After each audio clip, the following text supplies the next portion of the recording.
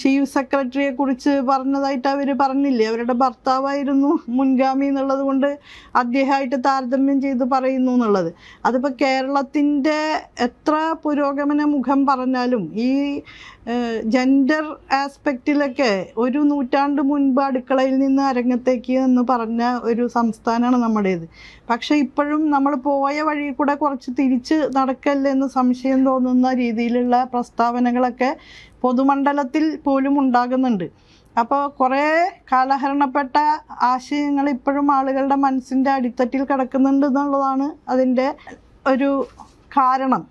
എൻ്റെ ഭർത്താവുമായി ബന്ധപ്പെടുത്തി എന്നെക്കുറിച്ച് പറയുന്നത് എങ്ങനെയാണെന്ന് എനിക്കറിയില്ല. ഞാൻ എൻ്റെ വഴിയിലെ കൂടെ നടക്കുന്നു, അദ്ദേഹം അദ്ദേഹത്തിൻ്റെ വഴി കൂടെ നടക്കുന്നു. അത് ഈ എതിർ രാഷ്ട്രീയക്കാരുടെ നിക്ഷിപ്ത താല്പര്യങ്ങളുടെ ഭാഗമായിട്ടും പുരുഷ മേധാവിത്വ സമൂഹത്തിൻ്റെ സ്ത്രീവിരുദ്ധ കാഴ്ചപ്പാടുകളുടെ ഭാഗമായിട്ടും ഒക്കെ വരുന്ന ഒരു കാര്യമാണ്.